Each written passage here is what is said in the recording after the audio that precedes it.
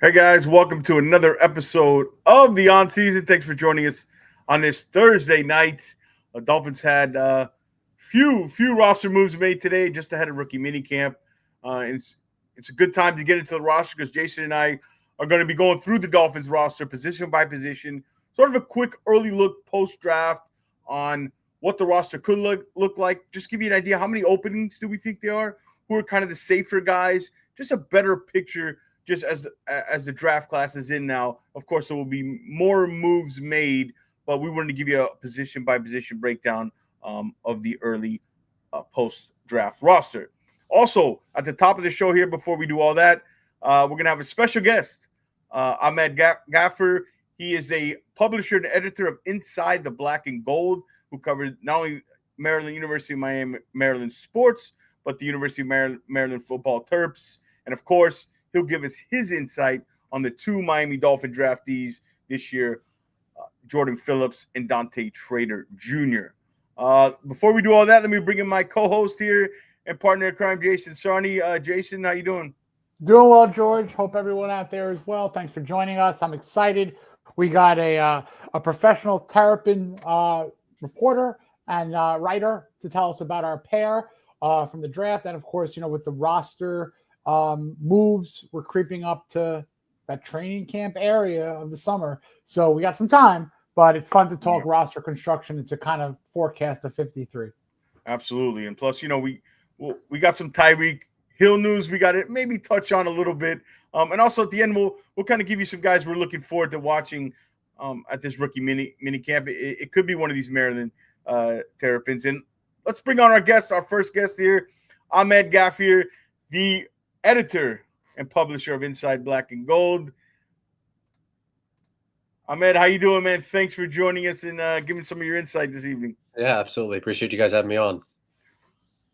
All right, so as I was researching a little bit, I didn't realize the Maryland coach Mike Locksley, if I'm saying that right, had the connection to the Dolphins. I heard the praise that Chris Greer gave him during the post draft press conference.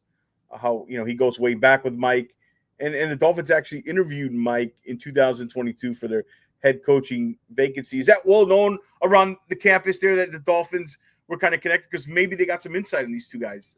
Yeah, it was. I think it was a little bit after the fact though, but it came out. I mean, at that time, it was.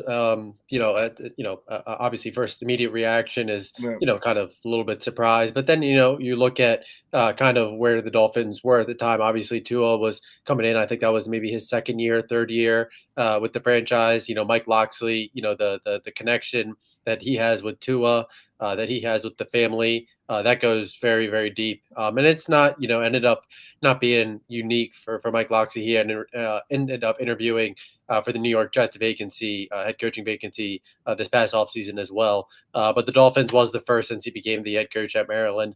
But again, I think that obviously a lot more tied to the Tua connection and whatnot. But, and then again, he's also the president and founder of the National Minority Coaches Coalition. He does a good job, also, just for other candidates and whatnot. But yeah, I think the Tua connection definitely helped back then. Yeah, no doubt. And let's get into these two guys they drafted. We'll start with Jordan Phillips, Tennessee transfer. Ahmed, right? He came to Tennessee. First of all, were you surprised he came out this early? Like, he was the youngest, maybe I think the first or second youngest player in this draft. Was it anticipated that Jordan, like, when did you start hearing that he's coming out? Yeah, I think really going into this season, he was really an expectation that if really he did well this season, then I think he was going to leave. And I think Jordan inside the program, especially last year, I mean, every single person that you spoke to, it didn't take more than 5 minutes at most before Jordan Phillips' name came up, in terms of him working out, getting extra reps, whether it's in the weight room, whether it's in the indoor facility, just kind of really being a leader in terms of strength and conditioning, what's expected day in, day out. And that really you could really hear that impact from the first weeks he stepped on campus. So wouldn't say it was entirely a surprise. There was maybe, a couple week period during the season, early in the season, when maybe a third season with the program was on the table. But again, Maryland, they have a lot to restock this year on the defensive line.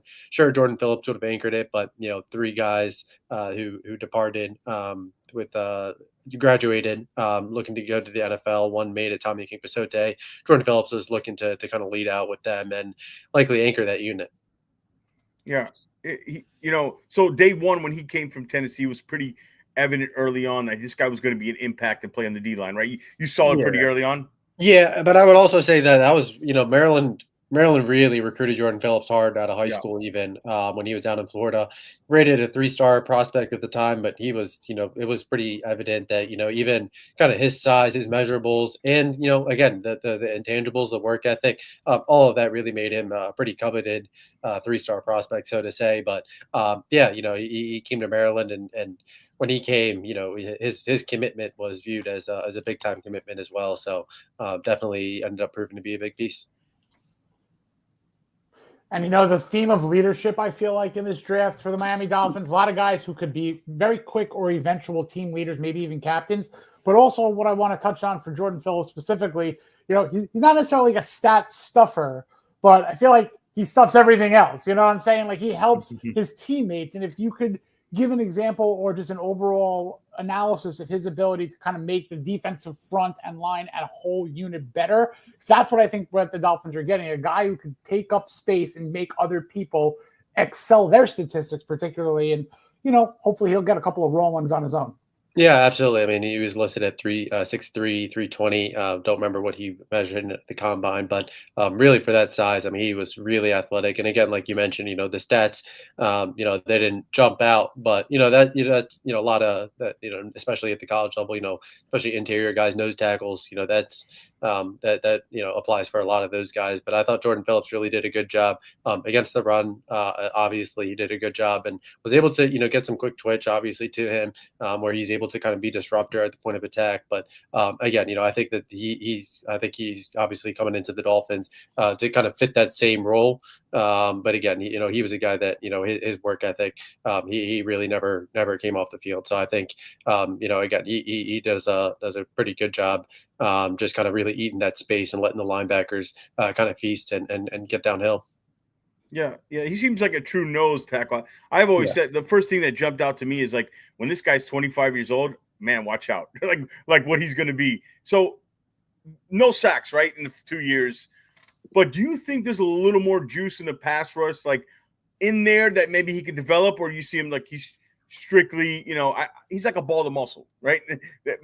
Or do you see there could be something left there as far as the pass rush juice that maybe we haven't seen yet out of Jordan? Yeah, I mean, I definitely see him, definitely, I think he probably is still best suited to kind of be inside. But again, like you mentioned, just kind of his combo of athleticism, his size, and again, you have to kind of bring up the work ethic because especially, in college, but, in today's day and age, all that stuff kind of really matters day in, day out. But I think that there's obviously, a lot of juice. Again, he was really kind of viewed inside the program as kind of that leader on defense and kind of someone that kind of really setting the example. And again, he was really always kind of viewed as that top-notch defensive prospect. But yeah, like you said, I think he's a guy with only really 2 years of experience. I do think that there's quite a bit left for him. Yeah, and I think it's with him is you mentioned. I keep hearing the word leadership, and that's good because this Dolphins locker room, there's a lack of it. So, and I have heard from different people that he might be 20 years old, but don't mistake, he was a leader on this team. High character kid, just like the next guy we're going to talk about. Do you have any weight room stories? Because I know there's a lot of weight room, legend of the weight room. He was a high school wrestler. Do you have any weight room Jordan Phillips stories? I do not, unfortunately. I wish I did, but again, it really just goes back to it didn't really matter at any time or day. I mean, I do remember there was one time where there was an official visitor on campus, and he saw Jordan Phillips working out. Jordan Phillips pretty much took the kid, spent 15, 20 minutes and kind of like walked around and spent some time, and he kind of pitched Maryland. And mind you, Jordan Phillips, I think he had enrolled maybe 3-4 weeks before that. And then right after that little talk, whatnot, Jordan went right back into workouts. So again, just maybe that's, small story about just kind of testament to who he is. But in terms of, how much he's putting up, Maryland doesn't doesn't allow media for that kind of stuff. So unfortunately, don't have that. But just know it's real. you'll hear the stories on your own. That's for sure. Yeah. Again, we're live here with Ahmed Ghafir from Inside the Black and Gold, talking the two Maryland draftees, Jordan Phillips and Dante Trader Jr. So make sure you come on over to YouTube, smash that like and subscribe button. All right, let's move on to the other guy. He's fascinating, Ahmed. I watched the tape on him. We do a lot of draft work on here. We put out our big boards, and the tape was second round. The testing was like seventh round, right? So first of all, let's talk about the lacrosse. How good of a program. My partner Jason tells me lacrosse is no joke at Maryland. He came in as a highly recruited, probably a more highly recruited lacrosse player than football player. How much did he play both at Maryland? How much did he actually play lacrosse there at Maryland? Yeah, he played his sophomore season, and he debated doing it his junior year, if I'm not mistaken, and it was a little too much. I mean, just really, I mean, he's talked about it before, but just really just the 12 months, training and whatnot. It's a lot on your body. So really going from a football season to a lacrosse season and then really right into football workouts. I think that was kind of when he decided that was time to hang up the cleats. But like you said, Maryland, lacrosse is no joke here. Lacrosse is no joke here at the high school level or at the college level. And like you said, Trader, he was definitely heavily coveted lacrosse player out of high school. Who was originally committed for lacrosse. And then he got the football offer. He obviously lined up as both a receiver and safety. But again, he was. You could tell even in high school he was a superb athlete.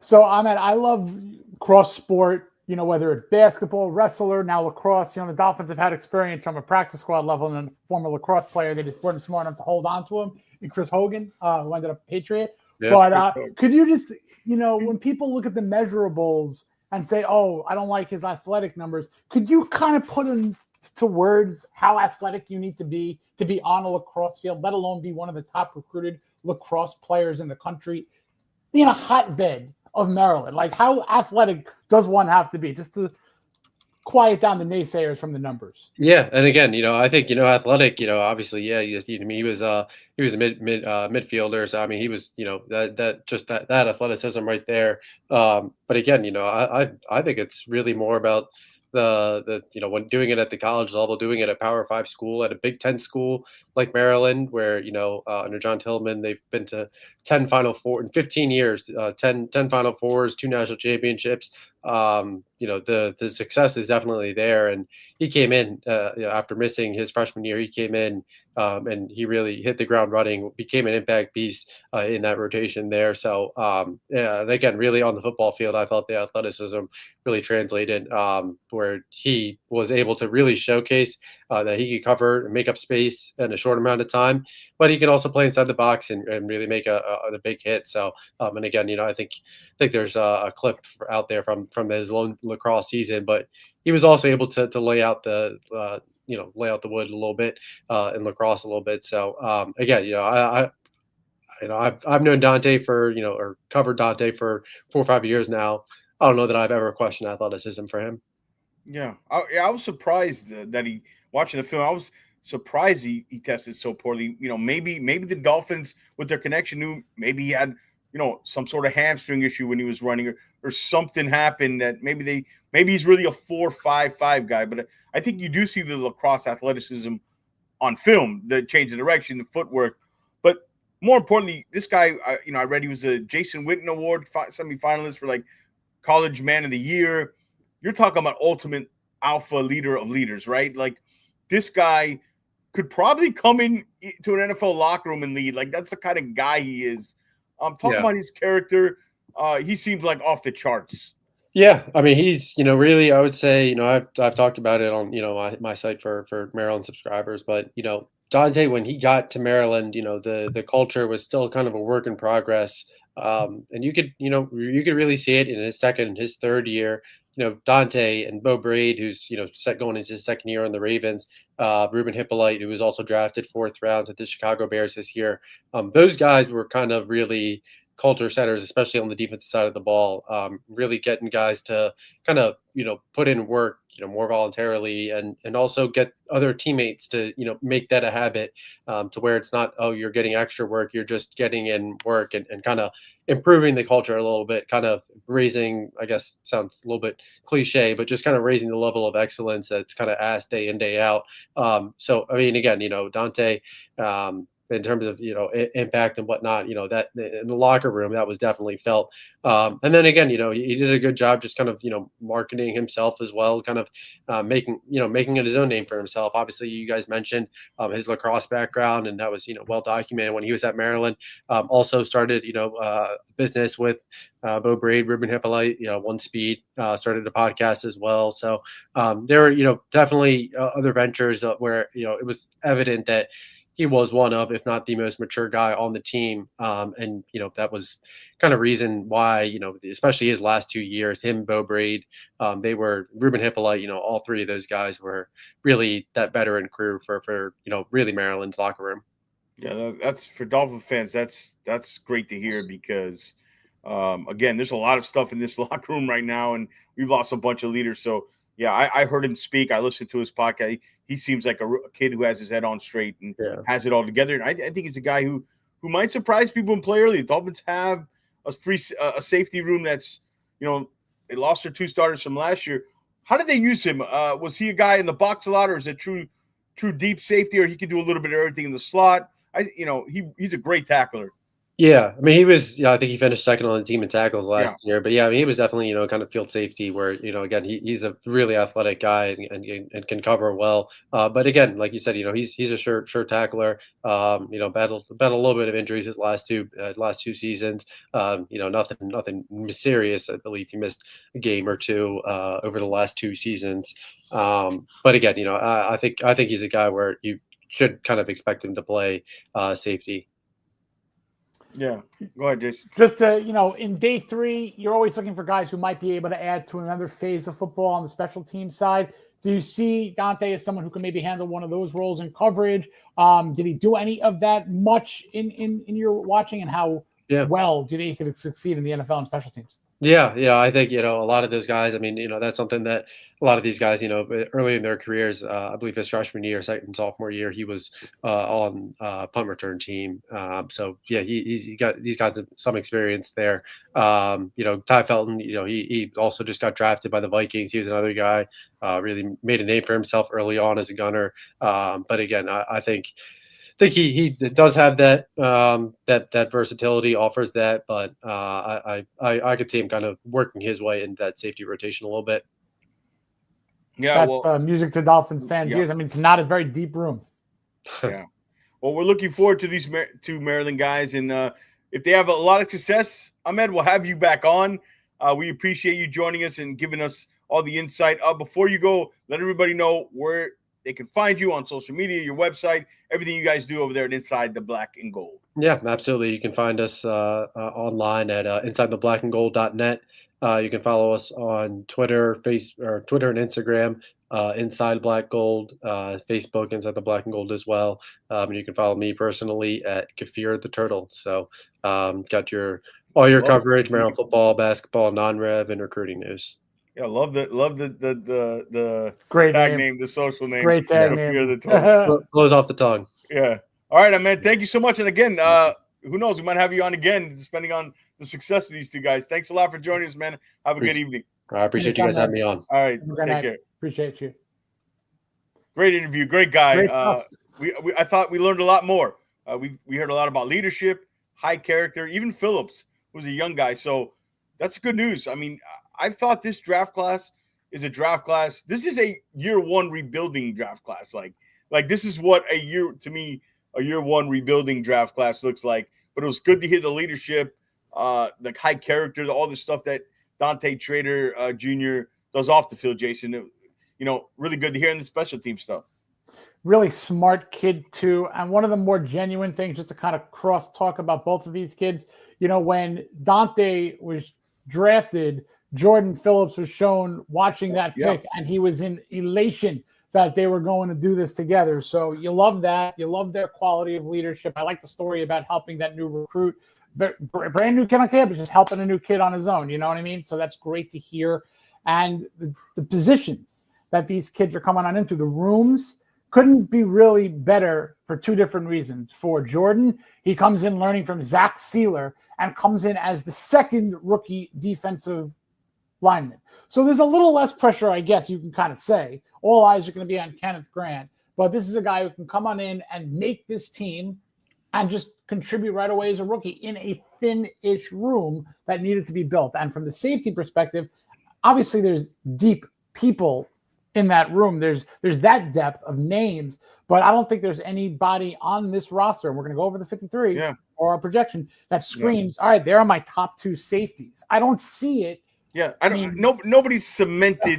If you ask me if I'm cementing a starter today, I guess you'd go Melifanu and Ashton Davis, but like the thing is, that's in pencil. Elijah Campbell in the mix. There. Yes, I mean, he's a guy who probably wants to play more safety as a defender instead of a special team. And thank you, Jake. Thank you everybody in the chat. Elwood, Jake, Kosa, Fins TV, Steve. Shout out to Steve Malloy, Mia, everybody, Finn, Sammy. If you're watching anywhere else, come on over to YouTube, guys. Smash that like and subscribe button. Really appreciate it. Helps supports the channel. We're going to get into the Dolphins now. You know, the draft's over. We're going to get into the roster, but let's talk about the Dolphins released a few players today, right? I guess the big surprising one was Blake Ferguson. The other one, they also released Ryan Cooper Jr., Mio Farrell, and the last one's escaping me. Oh, Chasen Hines, the offensive lineman. But of those guys, the Blake Ferguson, obviously had a medical issue. We hope all is well with Blake. He missed the second half of last year.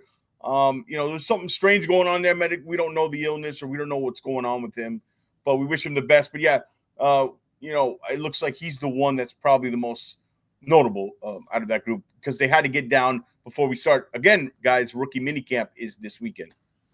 Yeah, they got to get down to numbers. You know, when you look and you try to find that initial 53, there's still a lot of work that has to be done. And as for Blake Ferguson, he was drafted in that 10 selection 2020 draft class. With him gone, and we assume that he's gone, there's now just two people left from that draft. It's Austin Jackson and Tua Tagovailoa. So be that as it may. The Dolphins did not have Blake Ferguson on their initial 53 last season. So there was roster gymnastics. So, they brought in a kid in Nealon Tibbet, this year in the undrafted class. So got a shot. He's got a shot, but listen, there might be someone else they bring in. They might, again, do that same thing as they did last year just to get that 53 and then designate however they please. But we'll get into that stuff. All right. Well, let's touch before we show the roster. Let's get into the Tyreek Hill stuff real quick. I mean, we got to address it, right? Yeah. So here's the thing. To me, whether you think it's of importance or not, it's not really the issue. I don't mean you, Jason. I mean the general. I got yeah. It's just another layer that Tyreek adds to the Tyreek Hill offseason. Look, do I think he answered that truthfully? Yes. I think he thinks he likes Baker Mayfield. I think Baker Mayfield is a top 5 quarterback for him. For whatever reason, he believes that, right? The other guys are Lamar Jackson. I don't remember offhand, but it was the guys that we would all predict. Lamar Jackson, Josh Allen, Joe Burrow, Patrick Mahomes, and I think it was Baker, right? That was the 5th one.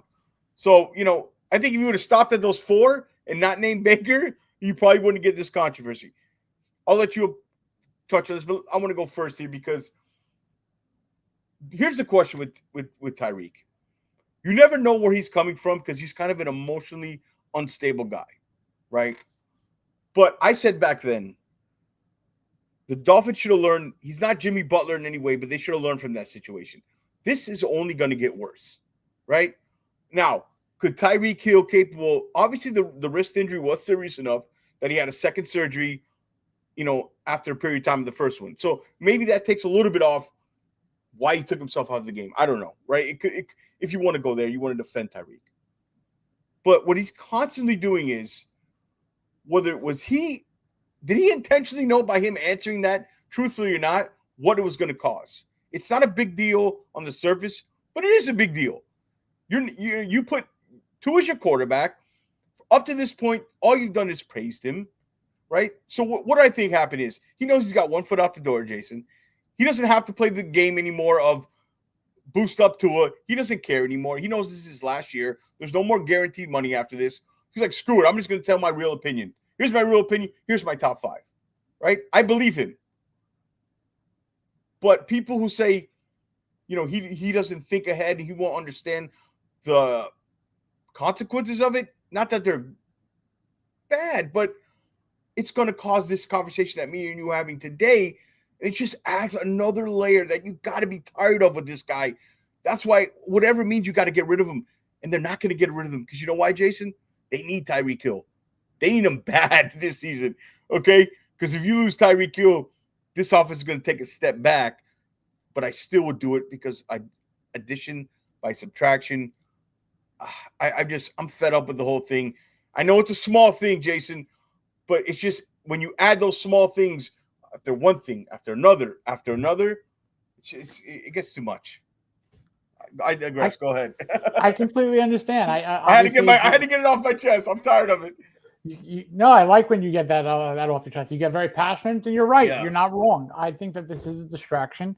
I think that his answer, he knows what he's doing. He's pushing buttons. There could be several layers into what he's doing, but he's definitely enjoying the engagement, I'm sure. Take football out of it, is enjoying the spark that it's causing. But it looks like this is just something that's going to just have to be, played out because you can't you're losing too much money in a straight release. You can't do a trade right now because you're not going to get even close to equal value. Who knows what they're going to work and try to do. But this is right now in a team that's like a rebuild. If you're looking at like a potential, like, a building renovation, Tyreek Hill is potentially making it a building renovation on fire. And you don't necessarily want that. You don't want the flames to be doused, in gasoline. And that's what a distraction that he's capable of could bring this entire season. That's a good word, distraction. So, it's a distraction. It's a huge distraction. I've been hearing, and I know you, obviously the relationship between Tua and Tyreek is not the same. Could it be fixed? Could a 90-yard touchdown pass week 1 or in training camp fix all this? Yes. I'm not saying it's completely, torn the relationship, but I think Tua is more distant even from the organization recently. Like it's, there's a lot of things I think we'll find out after Tyreek Hill leaves, Jason, that'll come to surface. But man, I think it's a distraction. He's a heck of a player. And this offense is based on Tyreek Hill and the gravity he pulls. So and he knows he's their best player. And he knows how much they need him, right? Especially Tua. Would you, at what point here, I guess is my question is, would you be willing to get off him for a 5th round pick? You know what I mean? Like, are you at that point? Well, as mentioned before, I might be. As mentioned before, you're going to lose the trade in value because you're just simply not going to get anywhere close to equal value. So you're going to lose that trade, and you're going to lose the initial trade when you brought Tyreek Hill in for all those picks. But what I would try, relatively speaking, try to flip picks. Just try to do, all right, we're going to give you Tyreek and a 4th, give us a 3rd. So it's not, kind of an absorption or something like that. Move up the draft board. If to get a 5th, a 6th, a 7th, it's almost like it's an addition by subtract. It's if you want to. You're right. If you want to clean out the cancer in the locker room. You're right. But you're also, it's going to hurt what it's is tough. It's the business tough. End it's because tough. He does put people in the seats, and then once there's a he's got Hill, moment like that. Everything's fine. Everything's good, yeah. Everything's good again. But how many of those moments are we going to see this year? I don't know. Are we going to get there though? We got, you know what I mean? I agree with some people. A long way to go until we get there. Shout out to the Dye Bar Bobby. He said he's out getting his daughter's medicine. I hope you guys are well. Yeah, I hope your daughter's feeling better. Hope everything's well, Bobby. Shout out to Bobby from the Dye Bar podcast. Those guys are killing it over there. They are not only a friend of the program, but a friend of ours. Thank you, Bobby, for stopping in, man. I hope your daughter's getting better soon. Yeah, Jake says that. Jonathan says it's worth the headache. I think he knows that, right? And again, to everybody who says he did it without knowing what he's doing, he knows what unfortunately, he wants the attention on him more than the better of the team, and that's just been shown over and over again, and it's not going to end. So we just hope it's a smooth ride from here on out until we get to camp, and hopefully the chemistry back with Tua and all that, because I don't think he's going anywhere. But this situation is just, this is not going to end well. Just keep tuning in, because it's going to be a lot. Yeah, keep tuning into the Fins Faithful podcast. Same cheater channel, It gives us something to talk about, because we're going to get in days here where it's going to be real slow to talk about Dolphin news. All right. You want to get into the roster with the cool graphics? All right, let's get into it. You're the graphic man. I can't do this. All right, so we're going to start here with the quarterback. And chat, feel free to chime in. Again, we're going to explain this. This is not our projected 53. You'll see guys highlighted in the aqua that are guys who we think pretty safe to make we think have a good chance. Like Quinn Ewers. We're not saying locks. We're saying these are not locked in. If you see them in red, we think they're a little bit of danger that, they're not as safe. But again, this is not Quinn Ewers all day. Jason and I went back here on Quinn Ewers. I had him initially off. Not off, but like in red to like he's got to have a great preseason to show he's on this roster.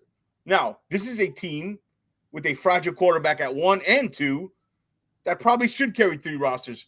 I think the only drama here is Quinn Ewers. The question is, Jason, is he going to be good enough in preseason and training camp to show that he deserves? And then or will they release him? And because I think if they release him, it's because he didn't really have a great camp, and I don't think anybody will pick him up. Because if he does have a good camp, I think they'll keep him. But then, if he doesn't have a good camp, they might just release him and put him on the practice squad. So that's the only drama here is if Quinn Ewers makes it or not, Jason. Yes, he has to have a good camp. But I do think that in this particular case, with a developmental guy with potential and the arm talent, you can't cut him, because then you worry about the league business rules and the waiver wire, and you don't want to necessarily roll the dice on a quarterback that could bite you in the butt in a couple of years. You also could do the roster gymnastics. As said, you have him on the initial 53, you leave off a long snapper, and then when you bring him down, you can put him on one of those protected players, or even as that player where you don't have to roster him, but there are rules around that, especially for a quarterback. So last year, the 53 construction, the Dolphins only had 2, Tua Tagovailoa and Skylar Thompson, but we all knew the depth. Skylar Thompson was barely a good backup quarterback, so the depth of it was not there. They have 3 guys who are rosterable, so I expect them to have these 3 on the roster. Yeah, Jonathan says, do you keep 3 quarterbacks on the roster? And I would hate for him to get put. I think, Jonathan, it's very simple. If Quinn Ewers shows, kind of like Skylar did his rookie year, right? You remember Skylar? I know you put on that face. He had a couple of good preseason throws. Yes, definitely. Right, yeah. But if he balls out in a preseason game, is 21 of 28, in the game where he plays a whole half, and he has 278 yards and 2 touchdowns, a couple to Andrew Armstrong, let's say, they're going to keep him on the roster because they're going to be afraid he's going to get poached.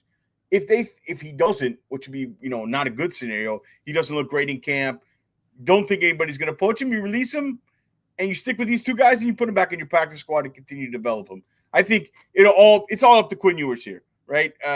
He's got to show enough to be that 3rd guy. I like the skill set. We talked about it. I talked about it with Ryan Roberts yesterday. Check out that episode. Ryan's unbelievable with his draft stuff.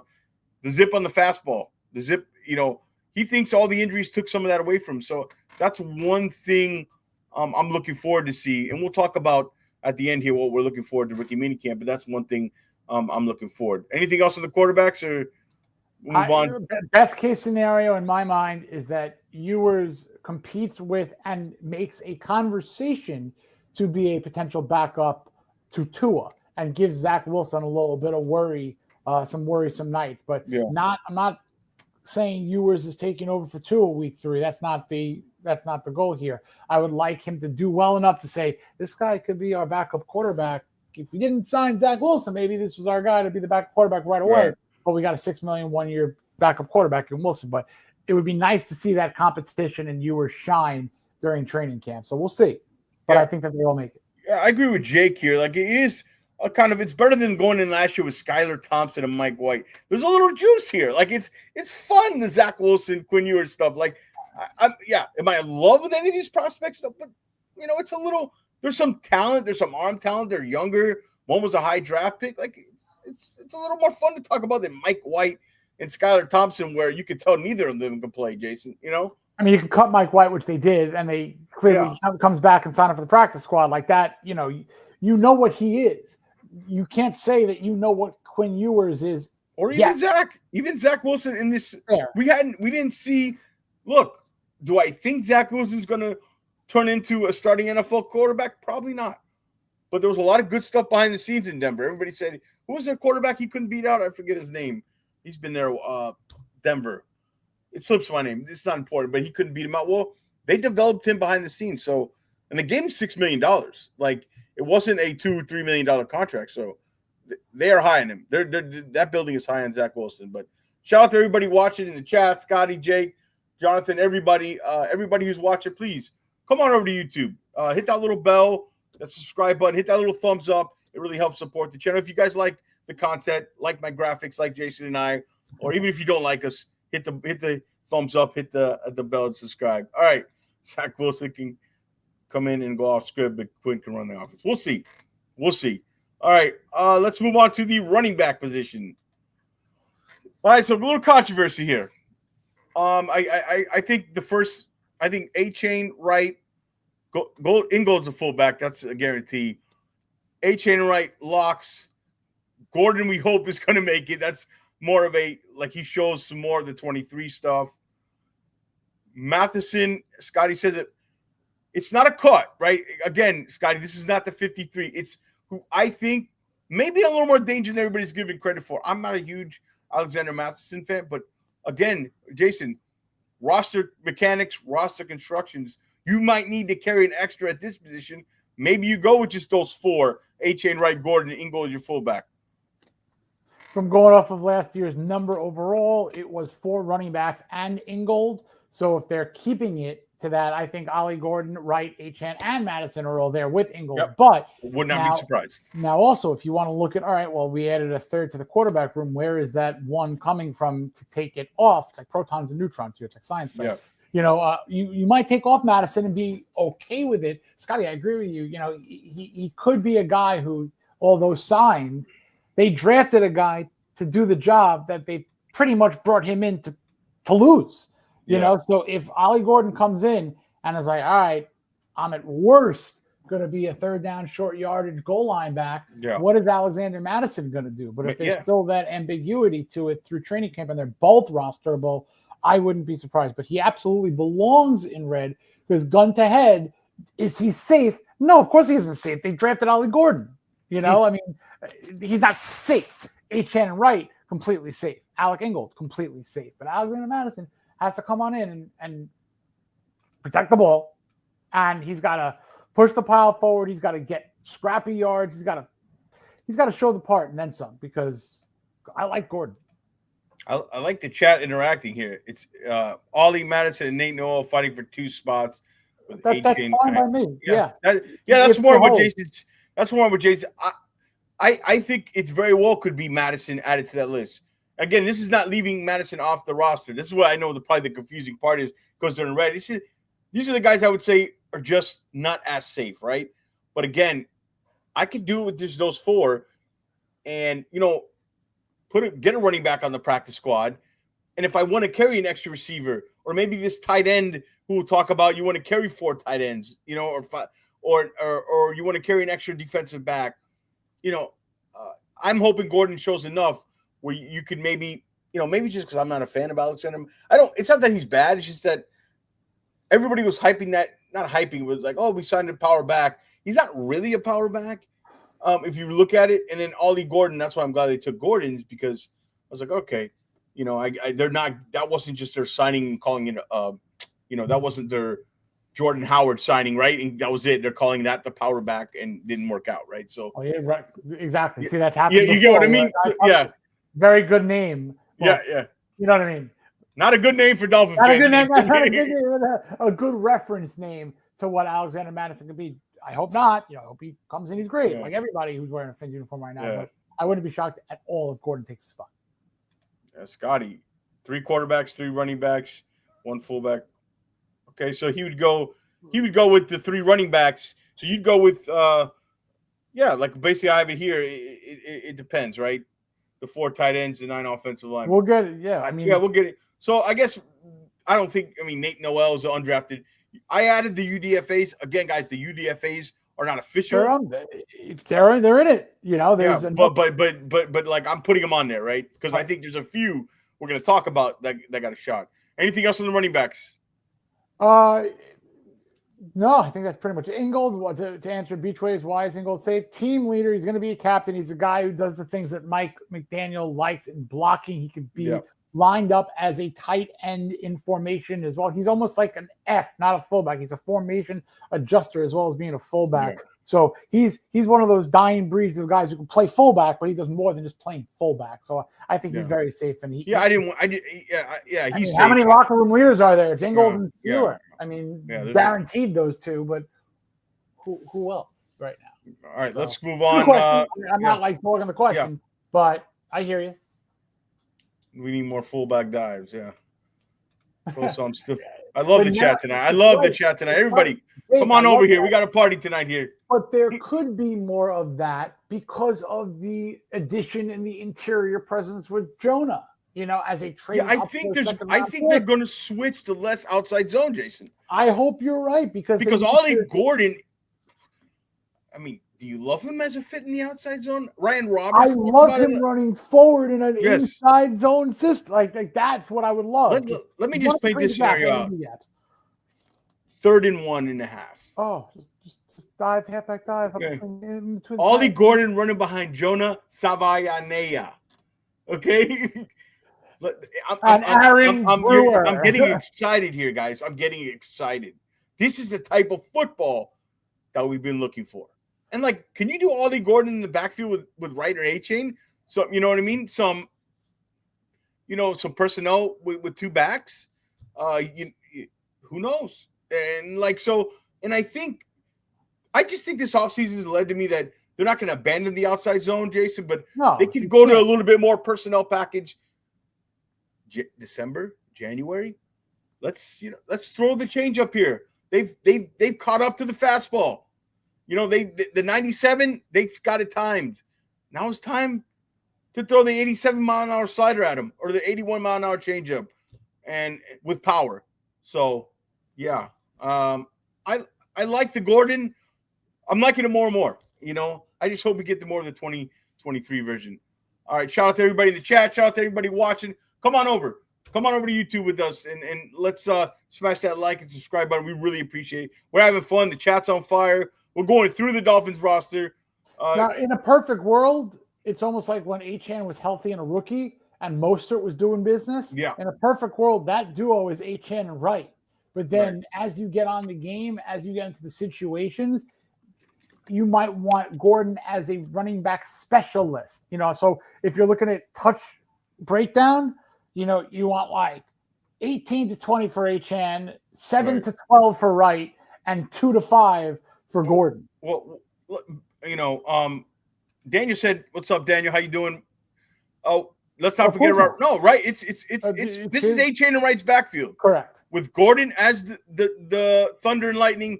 They're the Lightning. Gordon's a Thunder. Both a Lightning and a Rocking of Thunder. We 100%. Are not forgetting about Wright. Wright's got to produce here because let me tell you, I don't want to see Devon Achane running 20 times in the A gap. It's not utilizing him the best way. And don't discount as much as they're going to use him in the slot as a receiver. He's going to be utilized. So when you have the ability to think that, all right, Achane's coming in as the slot receiver, Jalen Wright's in the backfield, great. You could also put Gordon in the backfield for shorter pickups or a little bit more heavier of a scheme there. So the options are ideal and great, I think, for this 3-headed monster with Ingold as a complement. Yeah, Scotty, great point. Use Achane and Wright heavy in the first half, then bring in the Thunder. Wear them down. They could do a very nice timeshare here. Yes. I hate the word committee. It's a nice timeshare. Running back. Different, running back timeshare. All right. We'll move on to the next position. Wide receivers. Okay, a lot of red. A lot of red. A lot of red. A lot of Maryland Terp red here, right? Like a roulette table anytime I bet on black numbers. We're betting on Aqua. We're betting on Aqua, right? Okay, so all right. So I think these four are the guys I would say pretty safe, right? Obviously. Yeah. So out of the red, you're probably looking at one or two spots. Okay.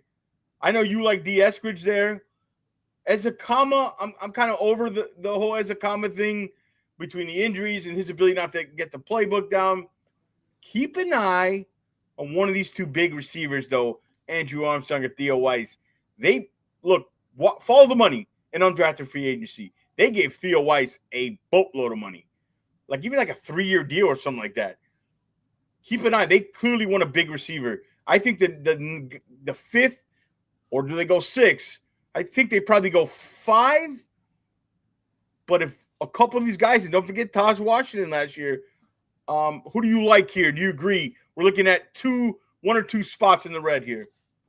I love the 4. Those 4 are as safe can be, assuming you're not getting a deal with Tyreek Hill. Look, he's probably going to be on that initial 53. Obviously, Waddle, Washington, and Nick Westbrook-Akine. Now, Nick Westbrook-Akine is the tall receiver in this bunch, so he needs almost like a backup in my mind. Now, that could open up the door for the winner of Andrew Armstrong and Theo Weiss. Now, the differentiation between the two of them, I think if you're looking at one aspect, deep ball threat, winning in the red zone for a vertical gulp and get it, Moss type of a catch, Andrew Armstrong in a heartbeat. If you're looking for chain moving, contested catch down the middle, you need 8 yards, he'll get you 9.5, Theo Weiss. And they did commit to him, as you said, financially. Yeah. So I think that's where you're looking. If you're looking at 1 or 2 of the undrafted areas, you're looking for NWI's backup in case something goes wrong. Yeah. Because Malik could figure, you know what I mean? And Dave, because he has the multiple job title, he can return. Yeah. And look at the 4 we have in green, in aqua. Hill, Waddle, and Washington are guys who are 5'10" and under. They clearly, based on what they signed, they want a big receiver. But I'll tell you, man, Taj Washington, I liked him last year. He's another one that's, could come on. But that Monterey Baldwin kid, I know he's not a big name. Holy crap. Watch it. Fat. He's electric. He's fun. Like if they looks like you're fast forwarding, like when he's running, like he's running. So I'm thinking, like, man, what if this guy returns kicks? Like, I guess we're thinking. Do we think the question is, do we think one of these UDFAs gets on the roster? Well, here's what you could do with Taj Washington. You could throw him on the practice squad still safely. Because remember, he was a scratch last year overall in his rookie year. So you may have another year of him. I think 10 players of the practice squad can be rookies or second-year players. Now, Eric Ezekama, I think, has, unfortunately, I hate saying these things, he's worked his way off the roster, and there's no one else here. So to me, it's D, Taj, and one of those undrafted fighting for 1 guaranteed, maybe 2. Because I don't think they're carrying 4 tight ends like last year. We can talk about that. Yeah. But look what we said about the running backs. If we want to add one of these guys, maybe, who knows? Maybe Ollie Gordon doesn't show it. Like maybe he just doesn't have the, explosiveness or the, kind of NFL ability to hit holes quick enough. Like maybe the 24 tape, as much as I would hate to say it, or maybe Mathis proves he's just another guy. He's a Jordan Howard.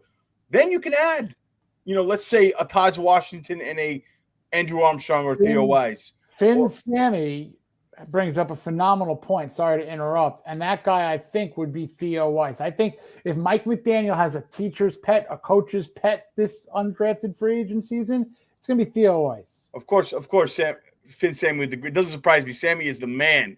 Love Sammy. One of the best. Sammy he's a brother of the program. Here's the other thing about Theo Weiss, that I looked at. He was playing with Luther Burden Jr. Theo Weiss led the team in receiving yards. And he is excellent, Jason, run after the catch for a big receiver. So that's another notch under his belt. He gets physical. He gets into it, willing blocker, and a little bit of, pro seasoning in that aspect of this game. I think that he can make this team because of 1 or 2 of those traits. Yeah. Great point, Sam. Yeah. Yeah, Sammy's the man. Shout out to everybody. We got almost 90 people in here. Please come on over if you're watching anywhere else to YouTube. Smash that like and subscribe button. If you like our work, you like our graphics, you like Jason and I. Again, if you don't like Jason and I, still do it and help support us. We love you guys. The chat's on fire tonight with great questions. I'm having fun with this roster kind of breakdown, Jason. It's one of my. It's an early exercise, guys. This is early, but it kind of gives you an idea. Yeah. It's fun because every year is different with this exercise, and you get to learn what positions are out of necessity. All right, we got to hope one of these undrafteds hit with the multiple positions. You know, obviously not every position has multiple. Running back has one, but look at these. Look at these four. There are 2 speedsters and there are 2 tall go up and get it type of guys. You know, so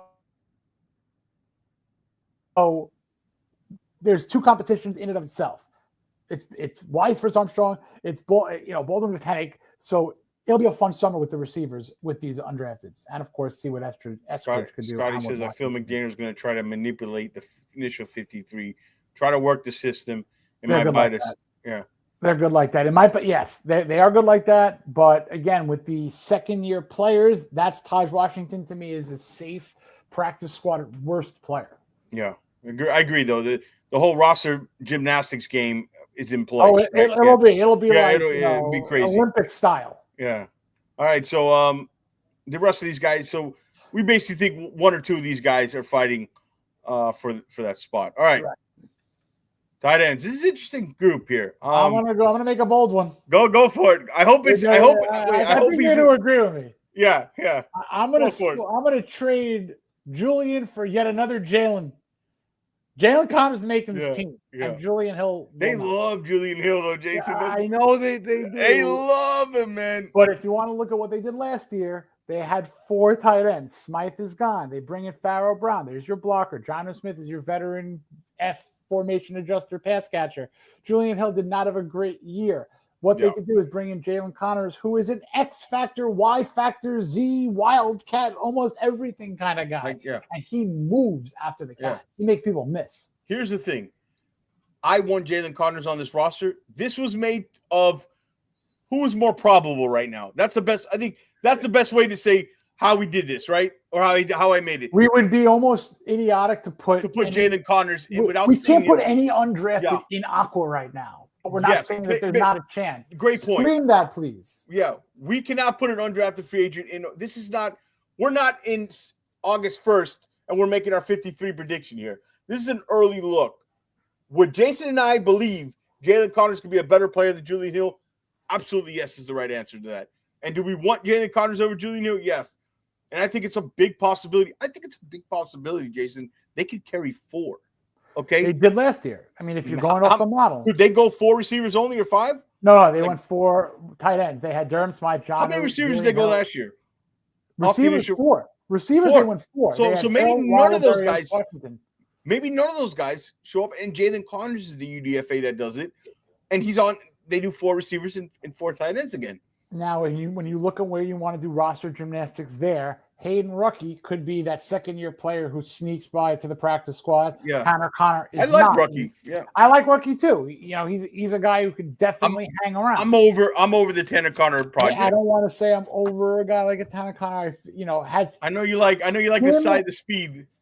Him, Eric Ezukama, certain guys, and Channing Tindall, Cameron Good are in this. What have you done for me lately? When we're constructing the roster, what have you done for me lately? And sell us on a reason why they should be on a team versus why someone could take a job over them. So that's where we are with Connor, and I hate saying it. Right. So shout out to EM Dolphin fan. EM Dolphin fan, fins up, man. Thank you so much for going over the roster here. Hey, I love the chat. If you guys agree, disagree, again, the red is, at least as of today, what's the most probable thing, right? We haven't seen Jalen Connors in practice. We watched the film on him. We love him. Like, we think he's a draftable guy. We both hope and pray. Someone will use him. Yes. We hope and pray when the final cups come on, it's Jalen Connors' name over. Let me also say this. Like, Pharaoh Brown is not what if he doesn't have a great camp? And they go Hill, Smith, Connors. See, I like that you mentioned that because you could look at Farrell Brown coming on in to be the competition for Julian Hill, which might open up, you know what I mean? So Yeah. I know that they love Julian Hill, but again, this was an undrafted free agent from a couple of seasons ago. So is it crazy to think that another undrafted free agent could unseat him? I don't think so, but he's going to have to come into camp and make limited, if not zero, mistakes. Yeah. Because he's got a target on his back. Yeah. I mean, he's a player going in who's got 2004, we saw it. Yeah, Scotty like agrees. Brown is, these are just this is playing it safe, more probable. It's more of an exercise to take a look. How can we, who could switch from aqua to red? That's maybe the exercise we're doing, like kind of showing you. I had to differentiate the colors here. You know what I mean? Because this is the exercise. Yeah. But I mean, look, Julian Hill is supposed to be okay. Players believe in Julian Hill. Like Julian Hill's like a Liam Eichenberg. He makes like 2 mistakes a game, but like everything else, he's pretty okay. You know, they like the guy, and the team likes him. Players think he's good. He serves a purpose. The organization does, but not saying we feel that way or we feel it's right. But Jason, you know the same way. They really like him in the building. You know. Listen, I love me some undrafted free agents. And so do I, man. I think that there's 2 who are going to make it, maybe 3. If anyone's counting at home, if anyone's counting at home, there are 49 aqua numbers. There are 49, and with the roster gymnastics and their propensity to sign these undrafteds to the 53 and limited talent in rooms, this is a very good year for multiple undrafteds, once again, to make this team. And I'm circling Connors as my top guy at the moment, which I sound stupid because I haven't seen him on the field with the Dolphins yet, really, in pads. It's still too early. But I wanted to do this before anybody gets in the field. Because guess what, Jason? We're going to revisit this list a few more times before we get and it's going to change. And it's going to change, especially when we get to the cornerbacks. There's going to be additions here, you know? Of course. And you know what? If you lose a guy in Jalen Ramsey, and we'll talk about that, that's a net equal because you're probably going to bring another guy in. So whatever comes in is going to cancel itself out with Ramsey. You know, I like using the word roster gymnastics. So I love it. Roster gymnastics is great. All right. So that's the tight ends. Oh boy. So we lost. Who did we lose with this group? I think you lost Kendall Lamb. You lose Teron Armstead. Robert Jones. The big one, Teron Armstead. You lost 2 guys who could be really good 6th, 7th men in Jones and Lamb, and you lost a Hall of Famer in Teron Armstead. Yep. So there were 10 offensive linemen who made the roster last year. So that being said, God, well, here's the difference. I mean, I think if we look at this list, I didn't do this intentionally, but like if we're starting left tackle on top, on down to the 5th guy, it's probably where they line up. Well, you know what? That's what I really, really, truly hope. And the reason why, and I like James Daniels as a veteran, 4 years, 5 years ago, veteran, so to speak, to kind of be next to Paul. And then you have Brewer, you have veteran, beast rookie, Austin Jackson in 1 through 4, right after Paul. So if Paul hits and Daniels and Brewer do what they are capable of doing, Savaiinaea does what they traded him up to do, and Austin Jackson just stays on par, this is your 5. This is a solid potential 5, folks. Even if you do swip Savaiinaea and Daniels, that's fine too. Then you got Liam. You're still looking for a swing tackle. Is that Borum? Is that Smith? And then Meyer right now. Meyer's the safety. He's the safety at the backup center. He's another guy. He didn't play, but they like Andrew Meyer a lot. Free agent last year made the team. So when I look at this, you want to compare it to last year, they're clearly better inside. Like their guard is clearly better.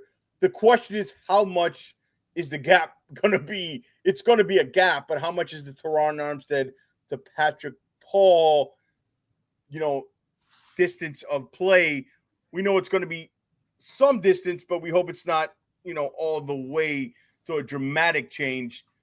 But clearly they're better inside. And I almost them rather be better inside right now because they were awful last year. And I think this helps the running game. So would you say how much better is the line does the improvement inside outweigh the loss of Teron Armstead? and the difference in play versus Patrick Paul? No. Right now, I'd be crazy to say that the loss of Teron Armstead. Let me word it like this: how much they improved on the inside, right? Does that make the line better in a whole? How much they improved inside versus just the difference of Armstead to Paul, which is huge. We hope Patrick Paul will succeed, but is this a better line than last year in your opinion? I guess that's where what I'm trying to get at. Interior strength potentially, and I hate dogging players, but Liam Eichenberg is not a top fiver in my mind. If he could be the 6th or the 7th, I could deal with that in a pinch. But you needed to get 2 better people in the interior, and we also lost Isaiah Wynn. So you're looking for Daniels, who can be that guy. Jonas Savaiamea, who can be that guy. So yes, interior on that 2 guard slots, they did get better. If Paul hits, the offensive line can actually be a better offensive line, even with the healthy Teron Armstead. I like the demeanor of this line a lot better. I like the physicality. I think you just got to hope Patrick Paul can do enough in his second year. That's what you got to hope. If he can do enough, I like this line a lot better than last year's. If he can't, and he's just a turntable out there, you got better inside, but boy, you're going to be in trouble. But yeah, I just get so excited seeing Joa Savaianea's name on that list. You know what I mean? That's the kind of guy I've been looking for, that physical, athletic guy with him and James Daniels. So I guess the backups, like you mentioned Liam Eichenberg. Look, I don't mind if Eichenberg's coming in to be our backup swing guard, and that's fine. That's where Liam Eichenberg should live in the NFL there. That's fine. And then, what I'm worried about is the swing tackle is really what I'm worried about. Borum, boy, his tape was not good at tackle. I actually think he's better inside. Keon Smith is a guy. You remember what Chris Greer said, Jason? They were trading. There were a lot of trade inquiries on Keon Smith. Well, does that worry you there, that tackle position? They don't have a swing tackle. If someone asked me who the swing tackle was at this time last year, it was Kendall Lamb.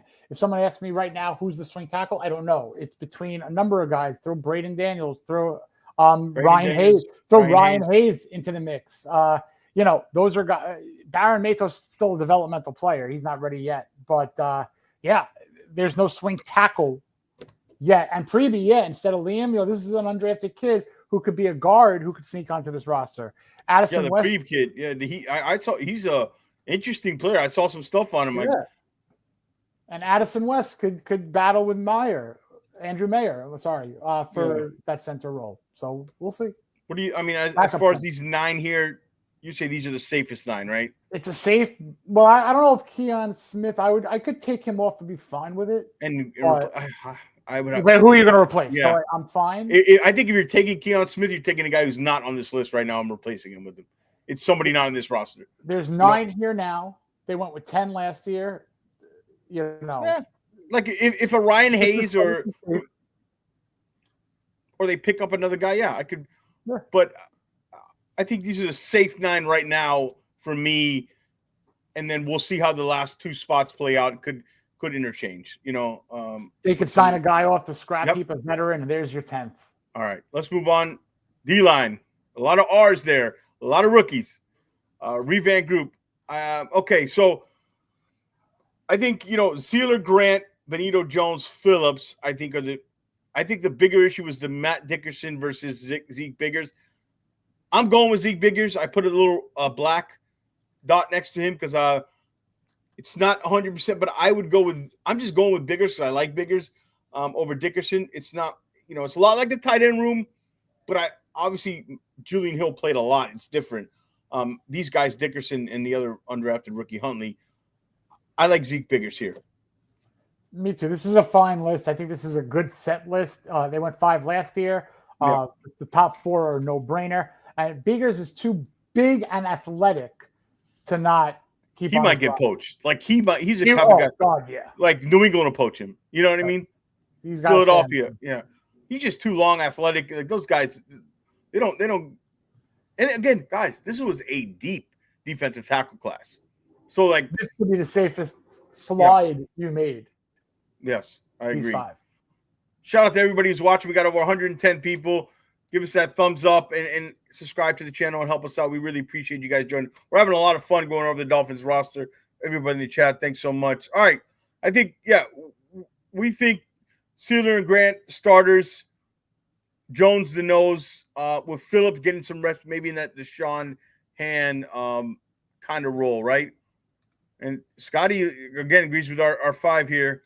And Elwood says, I love the stable through. Yeah, much more athletic, younger, physical. I like the kind of change in the room. I think there's nothing more to be said here, I think, in this group, right?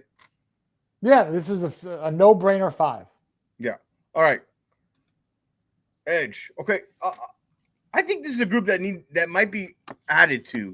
Like, we don't talk about it enough. They went after Bosa, right? I think, obviously, Phillips, Chubb, Robinson, Quentin Bell, and Kamara, he had a limited snaps last year. I think he had like 27 snaps, I think, in total last year. He didn't play much. So, like, if they sign somebody or somebody comes on, like a Grayson Murphy, or somebody like that, Quentin Bell, I agree with Scotty. Yeah, I wrestled with that, Scotty. Quentin Bell, but I just don't think right now there's enough to keep him off. I agree. I think Grayson Murphy's a guy who has connections with the Dolphins. I believe with Anthony Weaver. Grayson Murphy is a guy because they did a lot of UCLA stuff. They, and I found out later, Jason, they love my guy Schlesinger, right?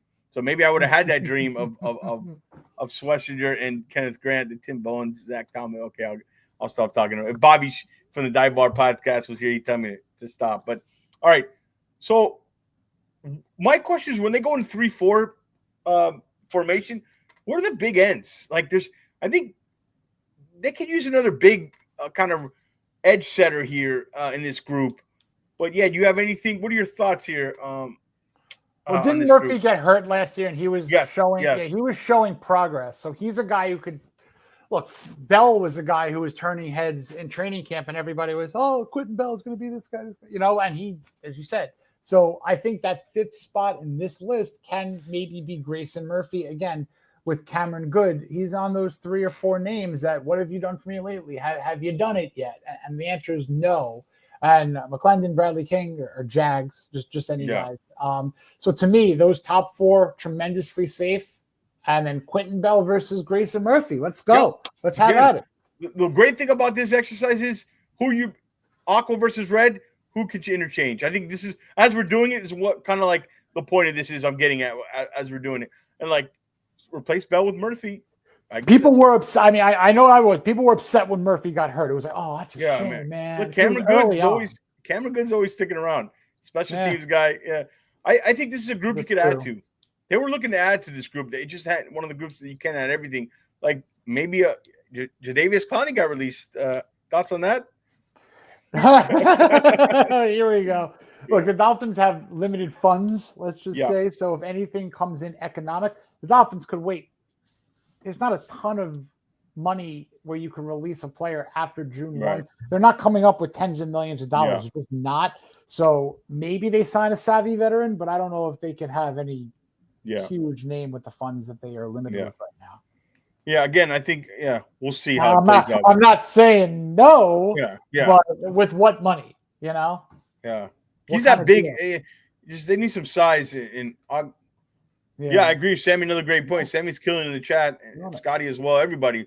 Ogba's Void. They kind of need that bigger end. I mean, look, the 2 guys at the top and the development of Chop Robinson. Healthy Phillips, healthy Chubbs, and Chop. Hey, I'll tell you, Zeke Biggers. Go back to Zeke Biggers for a second, just to counteract. If he's a guy that can make he could be that 3-4 end, getting his hands up, he could bat those balls down at the line of scrimmage.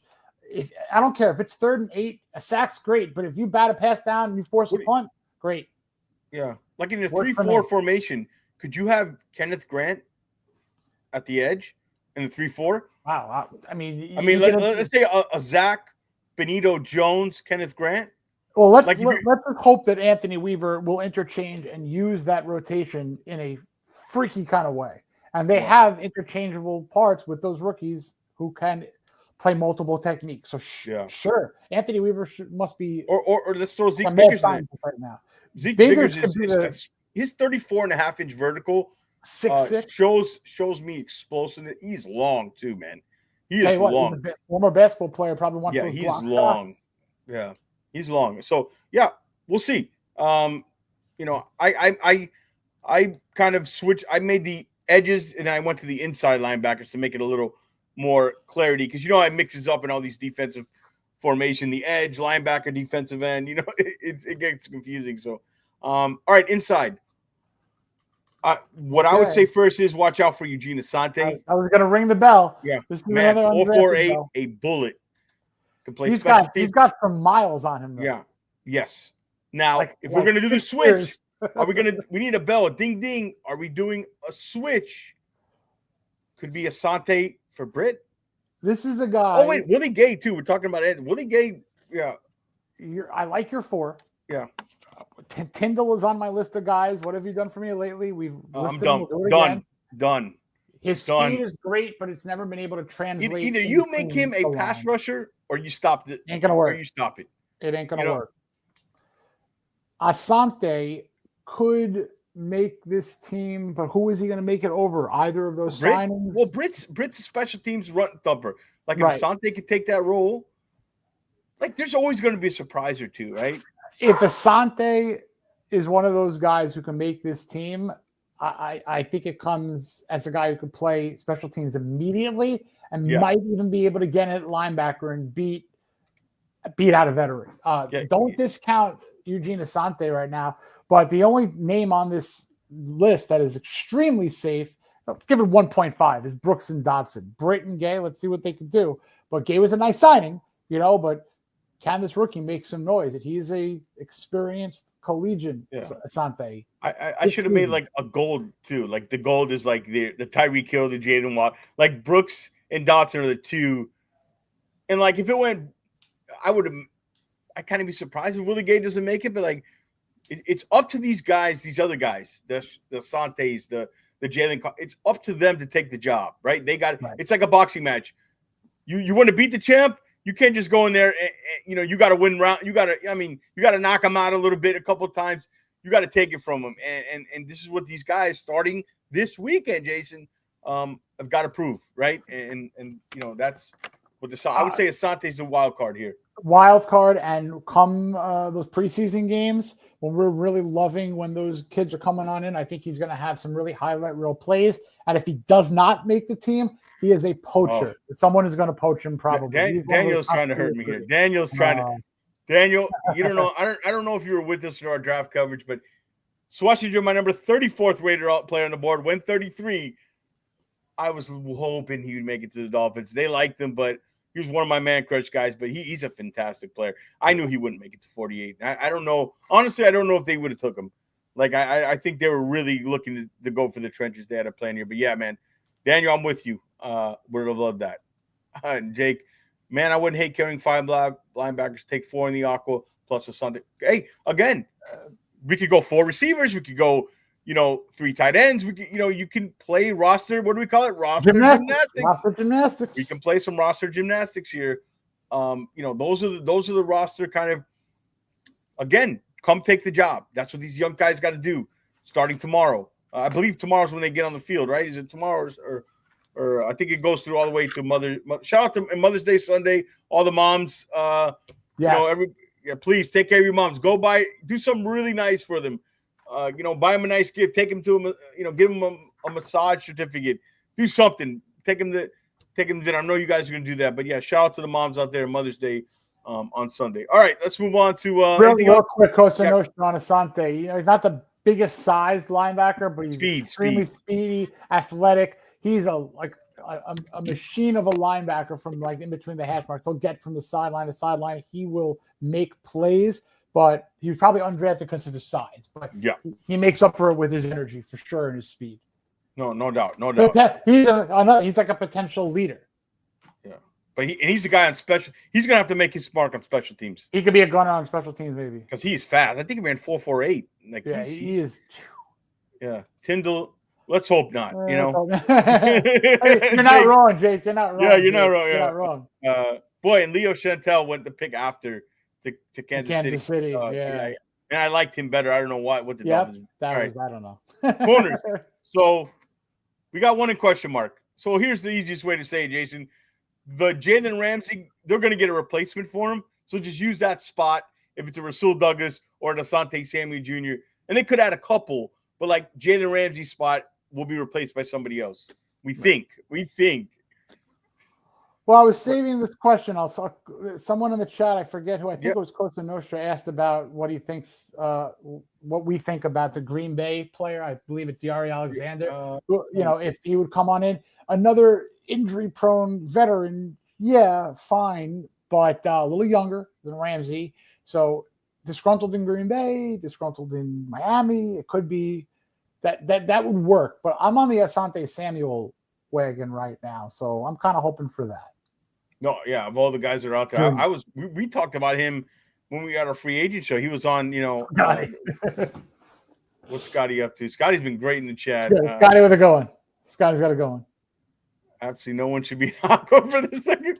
Yeah. Look. Like I'm not loving anything in Aqua, Scotty, but it's what we got right now to work with. Oh no.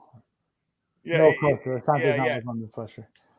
What was that? If Asante's like London Fletcher, sign me up. Yeah, then he's out of red real quick. Hyped up on that guy as the UDFA star. He's one of the 3 or 4 on my list that can make it. Yeah. So look, Jalen Ramsey replacement. Well, the question mark. We'll call him. If it's Asante Samuel, Rasul Douglas, Kohu. I think Storm Duck. I'm gonna put Jason Marshall Jr. there because he's got things you like, right? It's how bad he wants it, like the effort, the show that he really wants this position. Like there's some, he doesn't like to tackle. You know what I mean? He doesn't like to get involved, but he's a good cover guy. Like he's covered top SEC guys on film. Like good all press the coverage, physical and press coverage. All the great receivers in the SEC, right? Like a lot of them. So Cam Smith, I could put him in red. If it was up to me, this should be a red. I think this position, guys, clearly there's going to be a couple of names that are not with the roster right now that will be on the team, right, Jason? I think, I think of the guys in red. BJ Adams. BJ Adams out of Central Florida. He can make this team too. Matra. Burns. What do you think of me? I'm not a huge Artie Burns fan. Shout out to my bro Clown Prince. Besides Ramsey, Byron Maxwell might be better than we got. You know what? Can we just talk about that Byron Maxwell Alonso trade? Hold on. Hold on. We got saved because Laremy Tunsil fell. You know how horrible that trade was? You went from 8 to 13, and all it cost was Byron Maxwell and Kiko Alonso. That's what we received. Good job, Mike Tannenbaum. Good job. Hey. Why don't you mention that on ESPN when you're on First Take or whatever? Mention that you got Laremy Tunsil. If that didn't happen, we would never hear the end of that. But anyways, what were we talking about? The cornerback room. It's a tough room because, who is your number one outside corner right now? Jalen Ramsey. No, it's not. But you know what I mean? But like it is. It's not. So your hope that a guy comes in, whoever it is your cornerback one. Okay? So Jalen Ramsey, black and gray picture right now. It's not him. It's somebody else. On the opposite side has to be the winner of Storm Duck, Jason Marshall, Cam Smith, because Kader Kohu is your slot guy, right? You want him as your nickel. Yeah. So who's the competition there? I think Kohu's got that job made in the shape. You're looking at BJ Adams. He's a guy who could maybe contend on the outside as a cover corner on, the boundary. I thought BJ had a draftable grade on him, 5th round. I saw 5th round grade on him. Here's the thing. What's Cam Smith's role? Like, what does he serve on this roster? Like, if he doesn't show that he can play corner, besides he was a 2nd-round pick and he played with Chris Greer's son, what does he serve on here, Jason? If I have not mentioned him in that list of what have you done for me lately, guys, but he could be on it. He could be red. He's red for me, but he could be red. And look, if there was a not getting on the field, but excellent in the classroom model, look, I don't know all the ins and the outs of what guys do with whatever they do, but was he a student of the game? Was he a guy ready to take on a role in the last 2 years of his career? No, I don't think so. So Chris Greer also doesn't like to necessarily admit that it's a bust by getting rid of a second-round pick just a couple of years in on a rookie contract. So, we'll see. But he is that fifth name. I'll put the rookie over him right now. Absolutely. Let's change it. Let's, No, you're good here. You're good here right now. If it's Ramsey, again, they got to take the job. They got to come in. Hopefully, Ethan Robinson's got some speed to him. They have good history of identifying these UDFA cornerbacks and defensive backs. So, BJ, Matre was here last year. They like him. Isaiah Johnson's a big kid. And again, Artie Burns. Artie Burns is the veteran here, the former first-round pick years ago out of UM. Like, if they want a veteran presence, Artie Burns could make it. But I just would go in a different direction. Shout out to Daniel. Thank you so much, man. Come back, check us out. I'm on Mondays. I have guests, and me and Jason are on Thursday. So, Daniel, we appreciate it, man. Thank you so much for the kind words. Steve, my boy, I haven't talked to Steve in a while.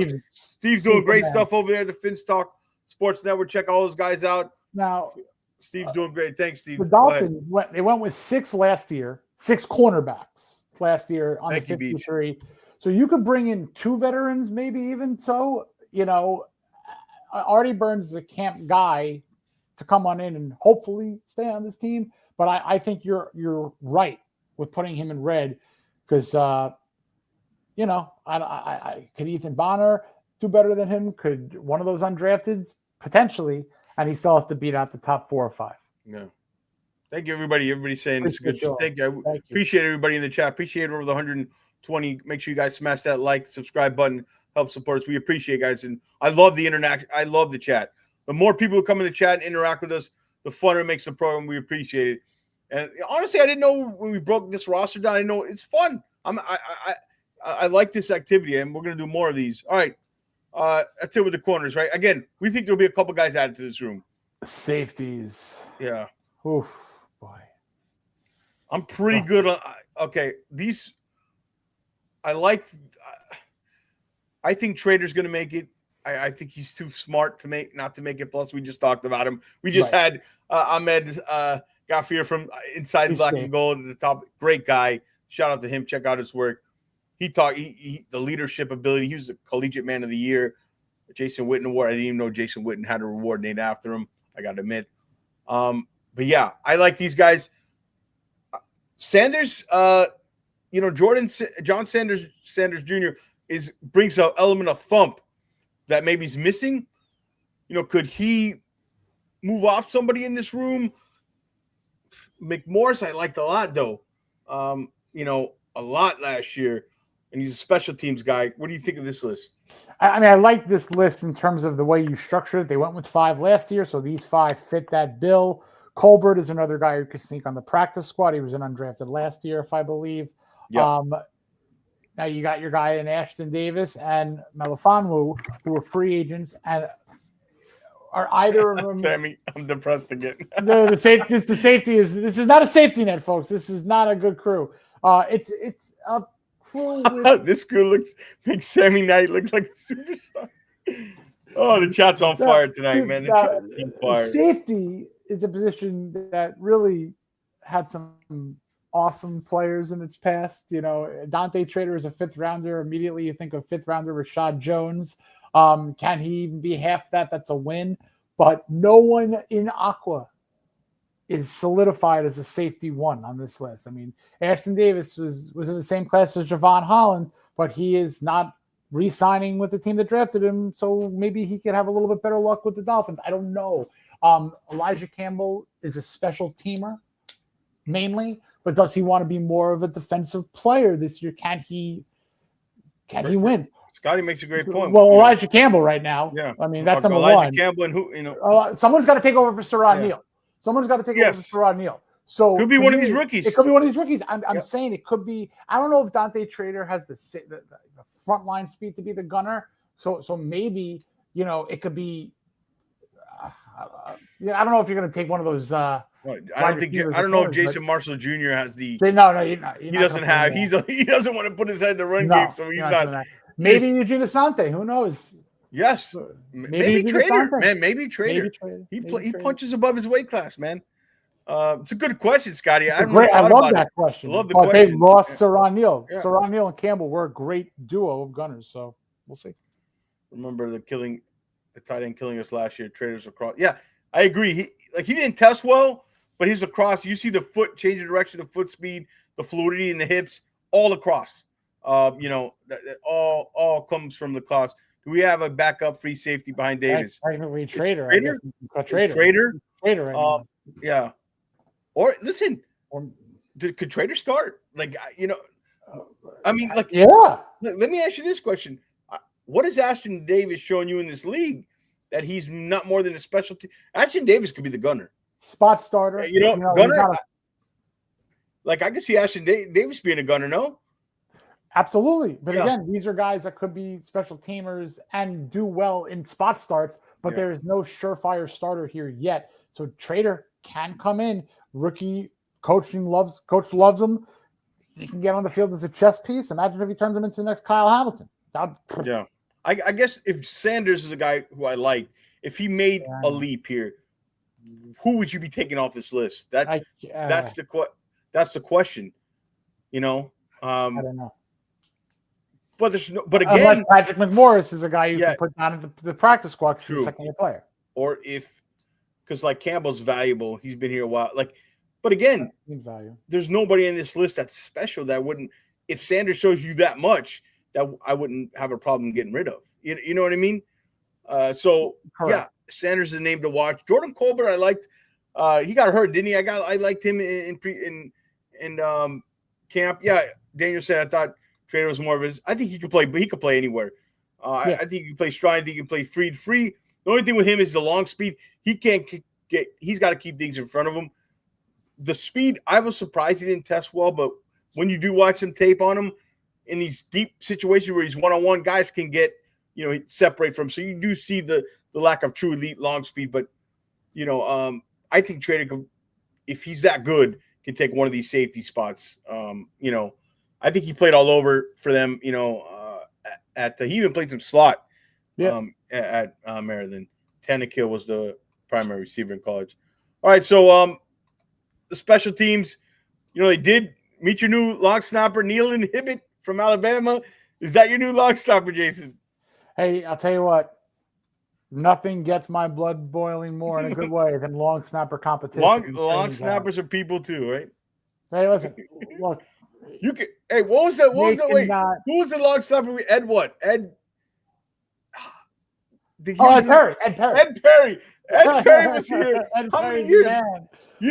John Denny. John Denny was here for 15 years or something. Dude, they lined up, didn't have to do much, and collected really good paychecks. For guys Denny for 15 years to collect the paychecks that John Denny and Ed Perry would collect. I think I'm going off memory here, but I think he is second on the Dolphins all-time list in games played and consecutive games played. John Denny. On Denny. Out of BYU, if I'm not mistaken. But Ed Perry, man. Ed Perry, what a name. Nealon or any other long snapper may not make the roster initially. And then everyone's going to say, we don't have a long snapper. Mechanics, roster gymnastics. Roster gymnastics. So Stonehouse is a major upgrade. All right. 100%. So, it's been an hour and a half. Let's close it out. So how many do we have here? We're about 49, 50, 48, between 48 and 50. So how many spots truly are available, right? I think there are 3 spots for undrafted, to say the truth. Yeah. Or 2 undrafted and 1 big free agent. So, and this will change. Well, the guys haven't even touched the grass yet.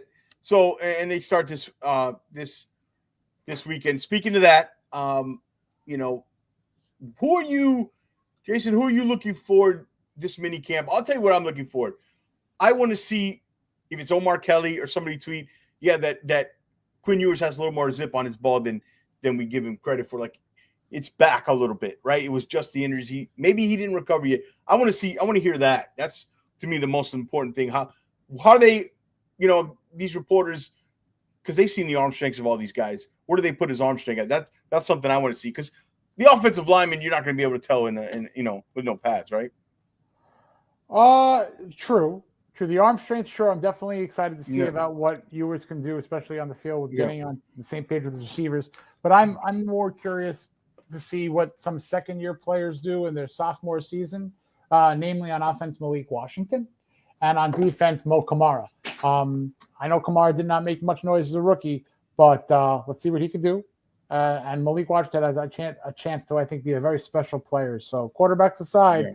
I think we're going to be He's hearing looking a good lot in of his workout. Yeah. we're going to be hearing a lot of good things from From Malik Malik Washington. Washington. Yeah. Had a very good final 4 games last year. Yeah. I think too is you always want to look at the corner receiver battles and these kind of camps, these big UDFAs, see if one of them kind of stands out. Again, they're not going against the veterans, right? This is all rookies. So, Jason Marshall Jr., how does he go up against the Andrew Armstrongs and the Theo Weiss, the tight end? This is all high school gym stuff right now. Yeah. But stand out. Stand out. Right. You know what I mean? Stand out early. So that should be fun. All right. Well, I'll be back on Monday, recapping the mini camp a little bit. I'll have a special guest, one of our loyal listeners who's a Texas fan, John. I'm going to have a reporter for the university that covers the University of Texas. Get his thoughts on Quinn Ewers, kind of the whole Archie Manningham relationship. Kind of I want to get into like the injuries, how much of that is really affected him. I'll have John join me because he's a huge Texas guy, huge University of Texas guy. And then we'll also talk about a little bit what happened minicamp. But then again, next Thursday, Jason and I will be working on something. We're cooking up guests. We're cooking up ideas. So we thank everybody in the chat. Thank you so much. This was a fun show. Yes. I had a blast breaking this down. This won't be the last time we do it. For Jason and myself, guys, thank you so much for joining. We are out and fins up, guys.